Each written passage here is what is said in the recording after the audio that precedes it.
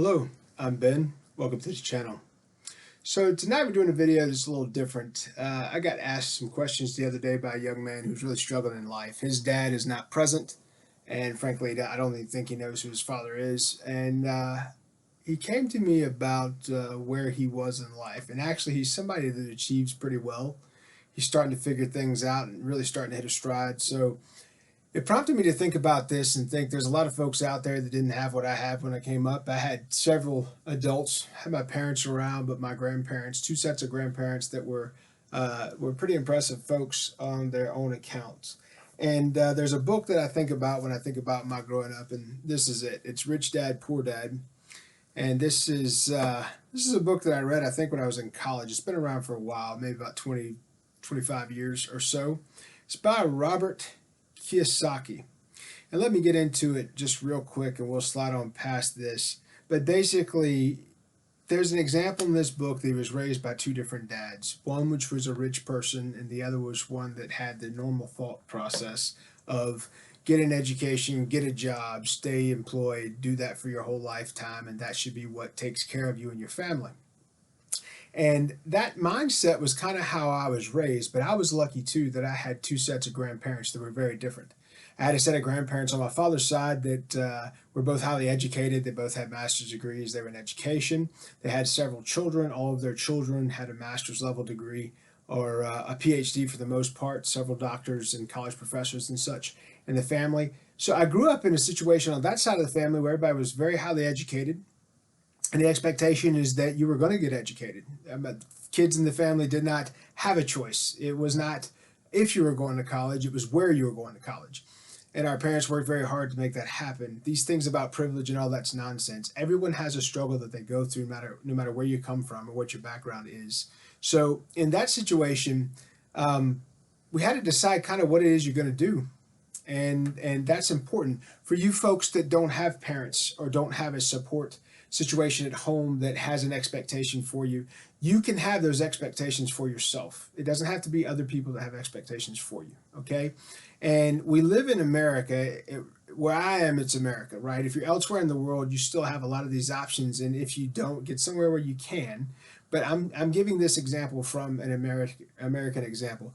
I have a lot of followers in the Philippines and a lot of people that comment in Philippines and Russia. In Russia, I think the education situation is improving and the transparency and travel to other locations are getting better. In the Philippines, you can come to the States pretty easily. So you do have access to the educational systems in the States. And then in Egypt, I'm unaware of that. So to the young lady that reaches out from Egypt from time to time, I'm not sure what you have available there. I haven't traveled to Egypt very much in my lifetime. However, back to the point at hand. So I had two sets of grandparents. One, my father's side that I just mentioned, that were highly educated. The other set of grandparents, the ones that actually participated in my life a good bit, on my mother's side, were different. My grandmother graduated high school, and my grandfather, she made him get his GED before she'd marry him. And I thought that was very cute. But they both worked and lived above my great-grandfather's store. So until they were 31, they worked in the same grocery store that they worked in when they were kids. The location moved, but the job stayed the same. And after they got married, they stayed there and they saved until they had enough money to buy their own place. And so they ended up buying some land and over time expanding that. So they weren't rich in any way, shape, or form. They worked for everything that they had. But by the time those folks died, all four of them, they were all very well off. And they had made it to the point where they had a living from hustling that was much more attractive to me, even though the education side was as well. So I ended up getting the benefits of both worlds, which if you don't have that in your life, read this book, Rich Dad, Poor Dad, by Robert Kiyosaki. He's got several books and he's got some methodologies and models that a lot of businesses steal and try to show as if it's their idea. But read that book and see what it is there. So let's get back to the point of the video. So if you don't have a support structure, that's fine. You're going to struggle a little bit when you get out of the gate, right? Number one, if you have the opportunity to go to a public school and get an education, focus on the education. Don't focus on clowning and doing all this other nonsense. Be careful. If you're a young man, don't get some young lady pregnant. Get out of high school, get college under your belt. And it doesn't have to be a four-year college. It can be a technical school, or it can be somewhere where they teach you a trade. The days of trade schools have fallen some. But, back in the day when America was a very new country, people took on apprentices. So all of our presidents that were attorneys and doctors and all these folks, they did an apprenticeship. They didn't go to a college to get these degrees. Okay, so they went somewhere and worked with someone, and that taught them the trade and teach them what they needed to do the trade appropriately. So they learned from other people's mistakes and other people's knowledge, which is wisdom, right? They took that learning from other people. So, 5 things I wish I would have known when I was younger. Looking back now, some 35, 40 years in the future. When I was younger, I wasted a lot of time playing sports that I enjoyed to a point, but it became a job and got in the way of some other things. The biggest regret I have from when I was younger was not spending more time with my grandparents, because those were the people that took and made an effort to instill a great bit of wisdom into me. So that's number one, not paying enough attention or spending enough time on the things that were important when I was young. Okay, so that's number one. Spend time on what's important, and you alone can determine what that is. Okay. Number two is, I wish I would have focused a little bit more on what I enjoyed and tried to go internally to see what those things were. In my life, I've owned several businesses. I've been in different roles in business, and I enjoy in business very much. So I did end up doing something I enjoyed for a living. But understand, even though you're doing something you enjoy, the job and the work can take the joy out of it. So what you need to do is you need to make sure you're focusing on doing something where you can make a living. So if you're going to go to college, you need to get a degree that equals a paycheck when you get out. Because if you're not on the dean's list and you're not getting 4.0s and you're not getting scholarships to pay for college, when you get out of school, you're going to have college debt. So you need to be able to get a job where you can be employed, and you need to be employed in a role where you're going to make enough money to pay back your debt and be able to pay for rent, etc., etc. So that moves me to number 3. I wish I'd have bought a house when I was very young. So the first thing you do when you go off to school, especially if college is what you do, over trade school, wherever you go, and if you're a welder, you do something like that, a pipe fitter, and you actually should buy an RV, and then you travel on your job and you're not paying rent. You may pay lot fees, but that's a fraction of what you would pay in rent. Get a P.O. box where you are locally, or have someone back home get your mail and have them write checks to pay your bills, whatever, when you're on the job, on the road on the job. That would be a great suggestion. Had I done that, I would have saved probably $200 or $300 from my teens to my 20s to my early 30s, as opposed to blowing, all that money on rent. Some of which, in certain places where I lived in Austin, and the rent got up to $1,800 a month out there in one period, and the lowest I paid was around $225 a month in Central South Carolina. Now all that's changed. The rent values across the country are different. Everything's inflated these days, so it's much more important to do that now.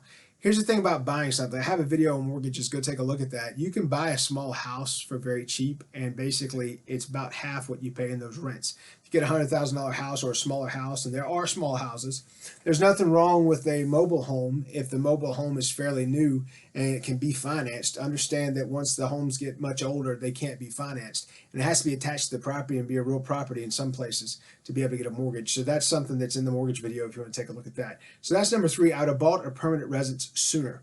And I would have taken vacations more when I was younger. When you're young, you work all the time and you tell yourself you're going to take vacations when you get older. The problem is when you get older, you have more responsibilities, you've taken on more debt. And so that's number 4. I would have limited debt. I wouldn't have borrowed anything, because debt is what shackles people. Okay, so you have freedom until you get debt that you have to pay. And if you have to pay debt, then you have to work a job and you have to get a paycheck and you have to have that coming in to continue to cover that debt, right? So the more debt you have, the more you're going to be shackled and held in place. Just know that. And finally, number 5 is, when it comes to getting married in relationships when you're very young, people rush to do that. And for some reason, Everyone thinks that when you graduate from one point in life to the next, you have to make some monumental decision. So when people graduate high school, a lot of people get married and have kids, which is way too young. And then when people graduate college, a lot of people get married and have kids, which is way too young, right? We're living 80 to 90 years right now. I think the last expectation was around 76 years because of all the fake foods people eat these days. Don't you find it interesting that just 2 decades ago people lived 95 and 100 years old, and now all of a sudden we're living shorter periods of time? It's because of chemicals in the garbage that we're eating. But back when people ate butter and fat and eggs and all that stuff, they lived forever. And now we can't figure it out, and everybody's dying from cancer, and we just can't figure out why. So, that's a tangent. But the piece about getting married and taking the time, here's the point. From your year 18 to your year 24 to 26, so when you're 18 years old to 26 years old, you're going to determine how much money you make in life, okay, by the jobs you do, by what you do in those jobs, and how you navigate through them. So if at 18 to 26 years old, you're too busy doing stupid stuff, running around, drinking every night, doing those things, then your whole life you're going to be limited in what you can earn. Okay? If you're focused on education and work experience that matters when you're 18 to 26 years old, you're going to build a situation where you have experience young, and then you're going to be able to make an impact. When I was 19, I owned my first business. Luckily, my grandparents had me working on their farm and in their stores when I was a child. So by the time I got to college, I was bored with school and wanted to have a job. And I worked for a while and basically got promoted to sales manager at a gym. This was after wrestling. I wrestled in college. The coach got in some trouble, ended up moving to South Carolina and finished college at Clemson. And in Clemson, I worked for a local gym. And after a few weeks, I was the top sales guy there. And then I was also doing personal training, and very soon after that, you can't really tell on the channel, I'm a big guy. I'm about 300 pounds, 6'2". I'm in pretty decent shape. I was a wrestler and a fighter for a period of time. And so back then, I was young. I was lean. I looked the part. I was 280 pounds shredded. I mean, I was bulletproof, right? And I had a bunch of personal training clients, and I was selling memberships left and right. I was selling supplements to my clients, selling the equipment that they needed to use the gym, and got promoted up to sales manager very quickly. And then a few months later, I had someone approach me about opening a gym and going in as a partnership and doing that. So I did.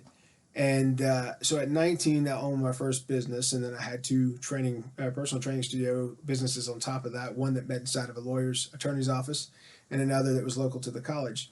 And so right out of the gate, before I even had a degree, I had a cell phone, and nobody else had a cell phone because I was running 3 businesses. You have bills, you have lawyers, you have clients, you have all this stuff going on, and that meant money.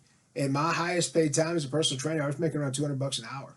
And so I had a waiting list. So my rates just went up. And once I got to $260, $270 an hour, I felt like it was bad then. I felt like it was too much.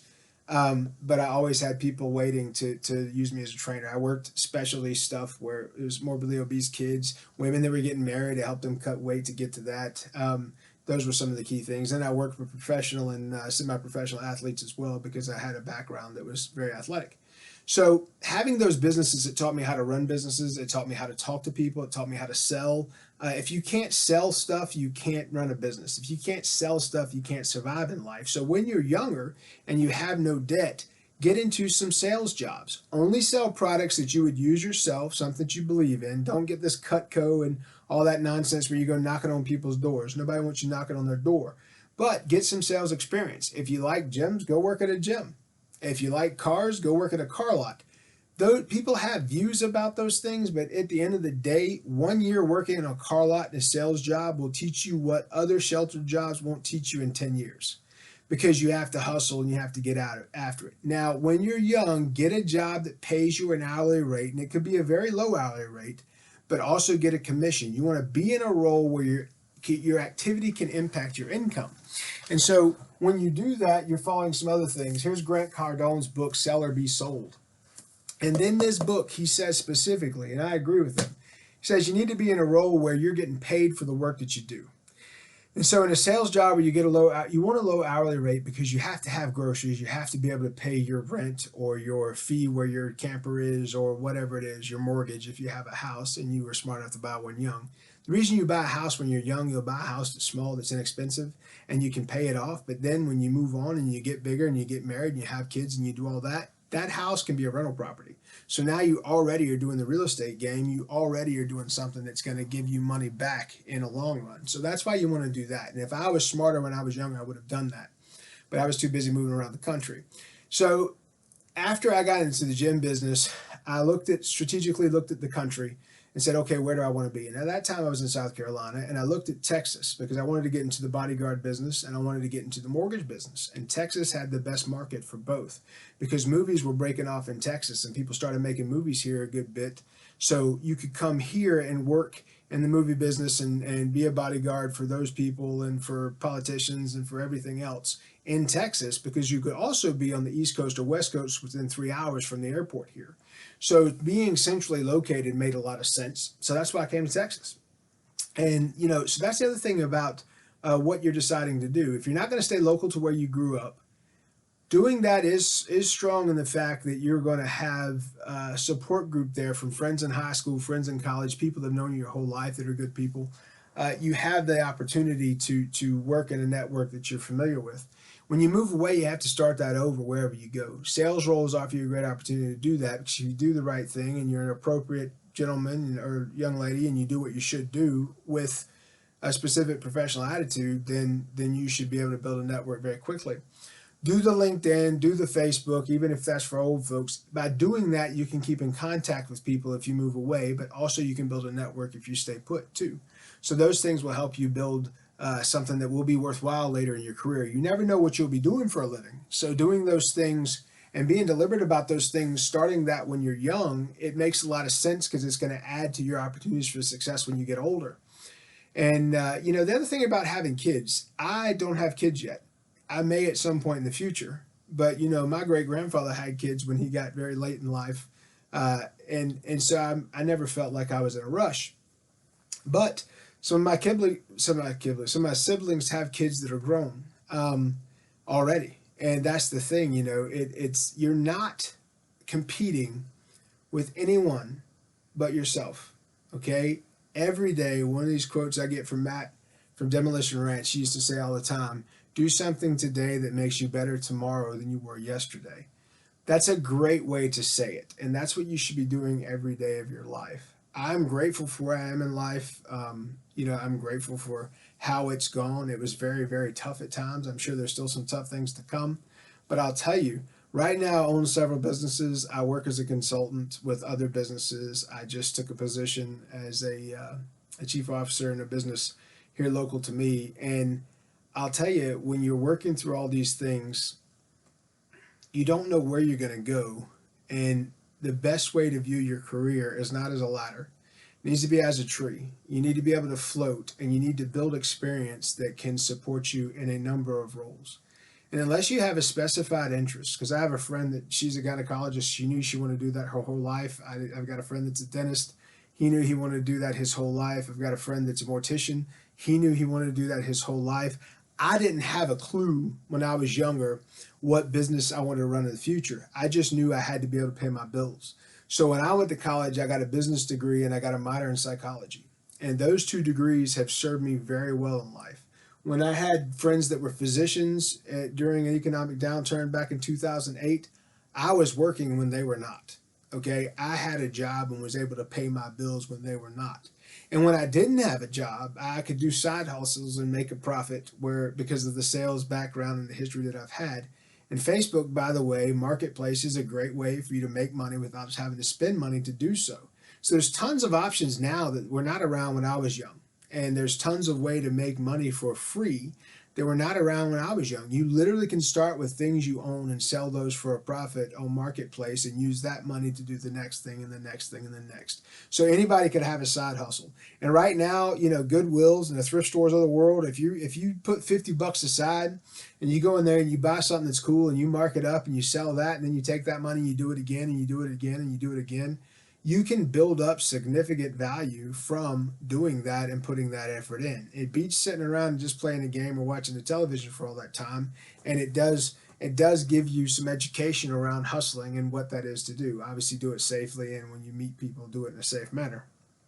Um, but that's some of the five key thoughts around what I would do when I was younger. Now, young men especially, if you don't have a father figure in the world, if you don't have a man to look up to, if you don't have someone like that that's in your life that you can emulate, then learn a lesson that I learned much later in life. Read books, okay?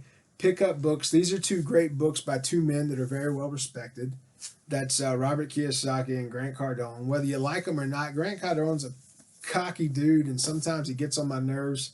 I've talked to him in life. He seems like a decent human being, but he's got some hustle to his background. I mean, that's the part that I respect. Robert Kiyosaki, same thing. But there's tons of different books you can read. Here's two that you need to go out and buy today. If you're a young man that doesn't have a male figure in your life, this is what you need to do today. You need to get a copy of Marcus Aurelius' Meditations. You need to get a copy of the King James Bible. I don't care what your background is, buy those two books. They both will teach you how men operate and what men think like. And if you don't have anything else but those two books, which you could probably get for $3 a piece at Goodwill or some thrift store, okay? If you go online at Amazon, you can buy a copy used, just used. You don't have to buy it new. But those books tell you the philosophy and the thought of men from a sociological standpoint, from a Stoic standpoint, from a religious standpoint, and from a moral standpoint. And it basically tells you the model of that for the last 3,000 years. Okay? So if you get those and you read other books like what I'm saying, what it'll do is it'll increase your understanding, where when you're talking with people and whatever it is you're trying to do, that it will make you better. It will give you an opportunity to have an understanding that's greater than yourself. Also, look for things like this channel. Watch all the videos on this channel. The business knowledge I've poured on this channel and poured out here, and the books that I read and the things I've talked about here, it took me 40 years to build up all that knowledge. It took me 4 decades to learn those things through experience and everything else. So find things like that. My videos may not have explosions and all that crap in it that you can on anything else, but the point is the stuff I'm talking about here can actually change your life. So find examples like that. Find mentors. A mentor doesn't have to be someone you know. It can be a video like this. Validate the situation that you're getting information from somebody that actually has done something in life. And that's not me, then do somebody else. That's fine. That's why I recommend Meditations in the Bible, because they've been around forever. And then these other two books I mentioned are two good books to start. Another one is E-Myth Revisited. This is a great business book that talks about entrepreneurialism and why people's businesses don't work. That's the E-Myth Revisited, and that's by Michael Gerber. That's another book that's a great one that if you put in your library, so your little 5-book library now, if you start with those 5, you're going to be in pretty great shape, and you're going to have some great understanding about what you should be paying attention to, and how you impact your situation for the better. The other piece too is, from a Stoic standpoint, don't be a victim. And what I mean by that is trust your gut. Don't complain. That I was told when I was very young, don't explain or complain. Because you've had to explain something to someone and they don't care. What you're saying doesn't matter enough to them for them to believe you because you're having to explain it. And don't complain. Because if somebody's putting you in a situation that you would complain about, then they don't care, that you're going to complain about it. They don't care how you respond to the situation. So improve your situation and get out of it. And here's the last thing I'll say on this video, and then I'll call it on this one. You are the director of your life, all right? So all the actors, all the players, all the people that impact the way you think and the way you do things and how you feel, you get to choose if they get to continue in your life, okay? You're not stuck and you don't owe anybody anything. And here's what I'm telling you. You've got 100 years maybe. My generation has 100 years. Your generation, depending on your age, may only have 65 to 72 because the mortality rate is worse now than it was when I was born. So with that being the case, do not waste time on things and on people that aren't going to serve you, aren't going to care about you, aren't going to take care of you, okay? If you do that, you're just forfeiting time that you don't have. And believe me, every decade you get older, the years fly by much, much faster. A year is like what a week used to feel like, or a month used to feel like.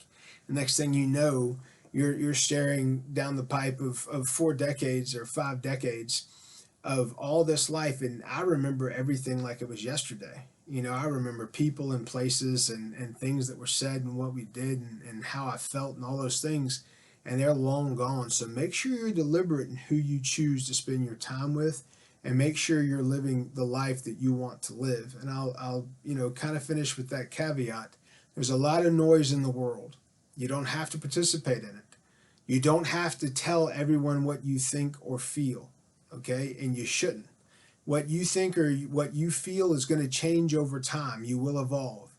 And what's cool about those books that I mentioned, specifically Meditations by Marcus Aurelius and the King James Bible, is as you read those two books throughout time, the vision that you have and the knowledge that you have, they're going to hit you different.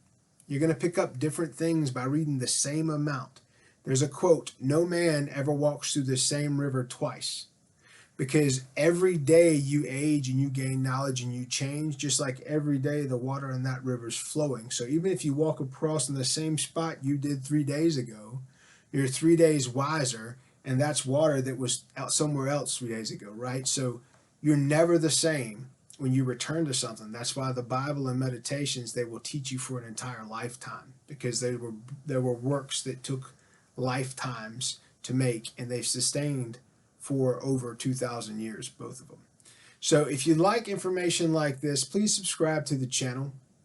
Look at the other videos, see if there's something that you like. Leave some comments. Tell me what you'd like to have more videos and more discussions like this on. It doesn't have to all be references, but I like to give some from time to time, because I like people to know that you have references out there that can help you through what it is you're going through. And here's the point about that too.